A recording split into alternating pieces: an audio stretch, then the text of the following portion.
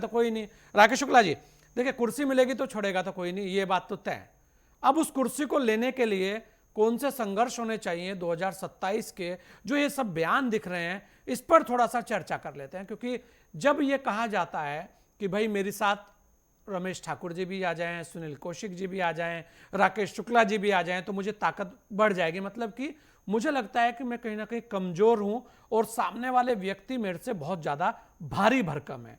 तो मतलब यहां यही तरीके के संकेत जा रहे हैं। क्योंकि जैसे आप ये कह रहे हैं कि बसपा मेरे साथ आ जाए, कांग्रेस मेरे साथ है ही है, कांग्रेस के लोगों को आप अपने यहां ले रहे हैं, आप लगातार बयान तो दे रहे हैं, लेकिन कहीं ना कहीं आपको एक डर भी लग रहा है, जो बात की है कि कहीं ओवैसी जी आकर कोई फैक्टर खराब ना कर दें, उनके साथ गठबंधन करेंगे तो कांग्रेस का क्या होगा, बसपा आ जाएगी तो मैं और ताकतवर होकर शायद सामने आ सकता हूं। तो एक चीज तो तय है कि भारतीय जनता पार्टी, या हम ये कहें कि योगी का जो ओरा बना है, उससे लेकर चिंता तो है, और चिंता है इसलिए बहुत सारे लोगों को जोड़ने की बात भी हो रही है। लेकिन फैक्टर्स पर हम बात करें, वहां पर क्या आपको लगता है कि इस बार के वो कौन से फैक्टर हैं जो अखिलेश यादव भी जिसे लेकर चिंतित हैं, और इसलिए वो नए गठबंधनों की जो संभावनाएं हैं वो तलाश कर रहे हैं?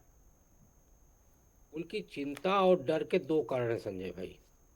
चिंता इस बात की है कि ओवैसी जी आ रहे हैं उत्तर प्रदेश, और यदि हम भारतीय राजनीति का पैटर्न देखें तो मुस्लिम जो मतदाता है वो अपने परंपरागत पार्टियों को छोड़ के अपने लीडर की तरफ जाता हुआ दिख रहा है। तो ऐसे में उनको ये चिंता सता रही है कि क्या उत्तर प्रदेश में भी मुस्लिम वोटर अपनी परंपरागत पार्टी को छोड़ के क्या अपने लीडर के साथ जा सकती है, ये उनके अंदर चिंता है। डर उनके अंदर ये है कि जिस तरीके से यूजीसी का इशू इस समय पर गर्म हुआ है, उसमें एक बार यदि हम मान लें कि ब्राह्मण और राजपूत यदि भारतीय जनता पार्टी से दूर जाता है तो वो समाजवादी पार्टी में नहीं जाएगा। तो उसके बसपा की लिए तरफ मूव कर सकता है।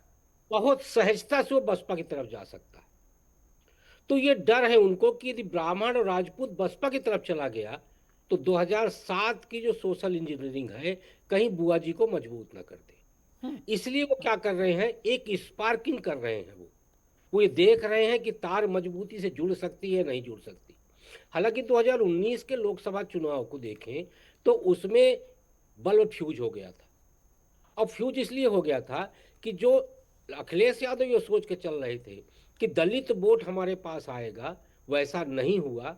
समाजवादी का वोट तो बहुजन समाज पार्टी के समाजवादी का वोट तो जरूर बहुजन समाज पार्टी के साथ गया, लेकिन बसपा का जो कैडर था वो सपा के साथ जाने में परहेज किया। इसलिए आप देखिए कि दोनों में एक बड़ा अंतर आ गया था। फिर यदि हम 2024 की बात करें तो लोकसभा चुनाव और विधानसभा चुनाव को हमें एक तराजू में नहीं तौलना चाहिए। वहां पीडीए के साथ साथ जो एक नया नैरेटिव बना था कि संविधान बदल देगी सरकार यदि केंद्र में भारतीय जनता पार्टी की आएगी, तो वो माइंड सेट जो है कहीं ना कहीं भारतीय जनता पार्टी के लिए हर राज्य में नुकसानदेह हुआ था। और उसमें उनके सामने विकल्प के तौर पे वो दल आया था जो भारतीय जनता पार्टी के साथ गठबंधन नहीं कर सकता था। इसलिए लोग समाजवादी पार्टी के साथ गए थे, बसपा के साथ नहीं गए थे। ये सारा पैटर्न अपने को देखना पड़ेगा। लेकिन अब यदि हम 27 के विधानसभा चुनाव को देखें तो मुझे लगता है आज की डेट में क्या योगी आदित्यनाथ जी की छवि को कोई खरोंच आई है क्या? क्या यादव और मुसलमान यमबाई जो दो बड़े वोटर और बड़े कैडर हैं समाजवादी पार्टी के साथ, उनको लेकर जो एक भय दलित समाज के अंदर है, क्या वो मिटा है, दूर हुआ है? नहीं हुआ। इसलिए जो पीडीए है, पीडीए एक सिंबल है, लेकिन आज भी अखिलेश जी की पॉलिटिक्स जो है वो एमवाई पे है। फिर हम नसीमुद्दीन सिद्दीकी जी को बार बार केंद्र में लाते हैं और हम उनको ये दिखाते हैं कि बड़े नेता थे। देखिए, नसीमुद्दीन सिद्दीकी जन नेता नहीं थे, वो मैनेजर थे। आजम खां जन नेता थे। दोनों का अंतर लेके हमको चलना चाहिए। फंड मैनेजर और जन नेता में अंतर होता है। नसीमुद्दीन सिद्दीकी गए थे राज्यसभा लेने, इमरान मसूद को राज्यसभा मिल गई, उनको कुछ नहीं मिला, तो उनको लगा कि इस समय पर मुस्लिम स्कोप कहाँ मिलेगा, समाजवादी पार्टी में मिलेगा। बसपा में वापसी उनकी हो नहीं सकती थी। कुल जमा वहां 3 दल थे उनके पास, तो तीसरा दल था समाजवादी पार्टी, बसपा से निकाले गए थे, कांग्रेस में होके आए थे। तो समाजवादी पार्टी के अलावा उनके पास रास्ता क्या था? भाजपा उनको लेती नहीं।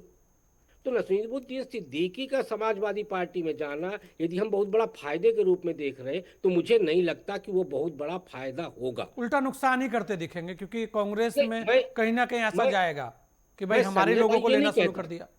अब हाँ। अखिलेश यादव जी की यदि हम बात करें तो उन्होंने कांग्रेस को तोल लिया है। हम्म। आंकड़ा मौजूद है। उत्तर प्रदेश में एसआईआर हुआ। एसआईआर में भारतीय जनता पार्टी ने 1,60,000 बीएलए नियुक्त किए, हम्म। समाजवादी पार्टी ने 1,48,000 बीएलए नियुक्त किए, बसपा ने 1,38,000 बीएलए नियुक्त किए और कांग्रेस ने 49,000 बीएलए नियुक्त किए। यदि आप इसका आंकड़ा निकालेंगे तो ये 40 से 45 सीट का आंकड़ा आता है। 400 सीट में कांग्रेस 45 सीटों पे फोकस करके चल रही, तो अखिलेश को पता है कि इतनी सीटों पे ही कांग्रेस रहने वाली है, तो उनको कांग्रेस से कोई बहुत बड़ा खतरा नहीं लग रहा।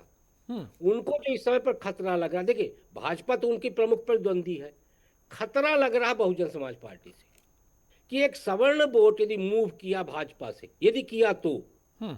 तो यदि वो बसपा के साथ चला गया तो हमारे लिए एक बड़ा नुकसान का कारण बनेगा। और यदि असादुद्दीन ओवैसी यहाँ घुसपैठ कर लिए और ये जो पैटर्न महाराष्ट्र और बिहार में हुआ है, हम्म। यदि वो पैटर्न को अपना लिया मुसलमानों ने उत्तर प्रदेश में, तो हमारे लिए एक बड़ा नुकसान का कारण बनेगा। ये दो नुकसान अखिलेश जी की चिंता और डर का कारण है, और इसीलिए वो एक तरह से करंट से टेस्ट कर रहे हैं कि बसपा के साथ भी आ सकते हैं और सबके लिए दरवाजा खुला हुआ है। लेकिन आप याद करिए कि राजीव राय ने कहा कि सबका दरवाजा खुला हो, वैसे भी हमारे साथ आ सकते हैं। उसके बाद तुरंत रिएक्शन आया था समाजवादी पार्टी से कि नहीं नहीं ऐसा कुछ नहीं होने वाला है। तो आप देखिए ना, वो ओवैसी से परहेज करके चल रहे हैं। लेकिन नहीं पता है, क्योंकि एक बड़ा वोट बैंक जो है वो सपा का वही है। अगर ओवैसी जी के साथ पैक्ट होता है और कहते हैं ना कि अगर वोट डालने की आदत लग जाए तो आपका वोट खिसकने में कितना टाइम लगता है, तो कांग्रेस जैसी स्थिति हो जाएगी। संजय भाई, समाजवादी पार्टी का जन्म कांग्रेस से हुआ है। जी। समाजवादी पार्टी को पता है कि टूटने के बाद वोट को खींच के लाना कितना कठिन होता है। यदि वो ओवैसी के पार्टी से गठबंधन कर लेंगे तो जो वो बाहर से अभी तोड़ फोड़ कर रहे हैं, घर के अंदर घुस के यदि उन्होंने सेंधमारी की, तो वो तो समाजवादी पार्टी के लिए और नुकसानदेह होगा। तो आपके आरजेडी का गठबंधन नहीं करना और सपा का गठबंधन से दूरी बना के चलना, कारण यही है कि घर में चोर को घुसेड़ ले तो क्या वो सेंधमारी नहीं करेगा? अरे ओवैसी उसी मंच में खड़े होकर जब मुसलमानों की हितैषी बताएंगे तो मुसलमान अखिलेश को पसंद करेंगे या ओवैसी को पसंद पर करेंगे? राकेश भाई एक चीज बताइए, जब चुनाव आएगा, क्योंकि यहाँ पर एक बहुत बड़ी बात की थी जो हमारे रमेश भाई ने बोली थी कि यहाँ फैक्टर्स पर बात होगी, और जब चुनाव आएगा तो जो बात हुई थी जातिगत राजनीति से ऊपर उठकर, क्योंकि जब योगी जी निकलेंगे तो उनके कुछ बयान ऐसे हैं जो बहुत ज़्यादा चर्चा में रहते हैं। फिर वो कहेंगे कि भाई आप बटोगे तो कटोगे, तब वहाँ पर सीधी सीधी एक हिंदुत्व वाली लाइन पर वो चलेंगे। तब वो जो लाइन है वो सब पर भारी पड़ती है, क्योंकि 2 चुनाव में तो उस लाइन ने दिखा दिया। और उसके अलावा फैक्टर्स की बात करें तो देश के अंदर बहुत सारी सीटें ऐसी हैं जहां जहां योगी जी गए हैं, वहां पर उनका जो भाषण रहा है उसके बाद के जो रिजल्ट रहे हैं वो सबके सामने है। वो भी एक फैक्टर आएगा, वो भी एक चिंता का विषय हो सकता है कि चलिए सबको एक मंच पर लाकर सीधी लड़ाई लड़ ली जाए। राकेश भाई। संजय भाई, ये बिल्कुल सच्चाई है कि योगी आदित्यनाथ जी ने एक धारदार हथियार तैयार किया था, बटेंगे तो कटेंगे, एक रहेंगे तो सेफ रहेंगे, और ये उनका स्लोगन पूरे देश में चला। लेकिन उनके इस धार को कुंद कर दिया यूजीसी के उस नियम ने। यूजीसी के नियम को लेके भारतीय जनता पार्टी की राज्य और केंद्र सरकार के मंत्री और पार्टी के नेता जिस तरीके से मौन होकर खड़े हैं, उससे जो युवा है, युवा के मन में कहीं ना कहीं नाराजगी है। और यदि युवा के मन में नाराजगी है तो अभिभावक भी इस बात को लेकर नाराज है कि आप एक तो आरक्षण का एक दायरा बना के खड़ा कर दिए हो, ऊपर से जो पढ़ने वाला विद्यार्थी है सवर्ण वर्ग का, उसको आप सजा कराने की तैयारी भी कर दिए हो। तो देखिए, अभिभावक और युवा ये दोनों कहीं ना कहीं जिस तरीके से नाराज है, उससे योगी जी की जो एक स्लोगन था वो स्लोगन हिंदुत्व को जोड़ने का, वो स्पार्किंग था, बहुत अच्छा था, लेकिन उसकी धार कहीं ना कहीं इसके वजह से कुंद होती दिख रही है। आगे क्या होगा मैं नहीं कह सकता कि कोई और नया पैटर्न लेके आएंगे योगी जी, लेकिन आज की डेट में वो चीज भारतीय जनता पार्टी के लिए घातक साबित तो उसी को होती दिख लपकने के लिए अखिलेश जी और सब जने लगे कि कोई गठबंधन नहीं। ऐसा बना ले। वही मैं अखिलेश कह जी रहा हूं को कि भाई कि चलिए बसपा के साथ ही सही। नहीं, उसके लिए लपकने के लिए नहीं, उसको लपकने के लिए तो मायावती कूद गई है। हाँ मायावती 2007 का पैटर्न लाने चाहती है। आप देखिए यूजीसी में सबसे ज्यादा और खुले तौर पे किसने बात की? मायावती जी ने की, अखिलेश जी ने भी नहीं की। खुल के उन्होंने समर्थन किया सवर्ण का। उनको पता है कि यदि ब्राह्मण और राजपूत उनके साथ आ गया और दलित उनके साथ जुड़ा हुआ है तो आप सोचिए उनके लिए फिर से एक अवसर होगा, तो बड़ा इसलिए अवसर होगा। इसलिए अखिलेश जी साइकिल पर हाथी को लाना चाहते हैं। वैसे इसलिए साइकिल अखिलेश जी थोड़ी चाह छोटी रहे है, हैं, हाथी थोड़ा बड़ा है। अखिलेश जी इसीलिए चाह रहे हैं कि बहन जी को, यदि मान लीजिए ये मूवमेंट चला हाँ और ब्राह्मण और राजपूत जिस तरीके से नाराज, यदि चुनाव तक यही नाराजगी रही, तो यदि हम बसपा के साथ गठबंधन करेंगे तो कहीं ना कहीं यदि ये वोट उनके साथ गया तो सपा बसपा, हाँ वो तो ओवैसी की तरफ से यदि काटा गया वोट, तो हाँ। वो वोट हमारे लिए भरपाई करेंगे ब्राह्मण और राजपूत।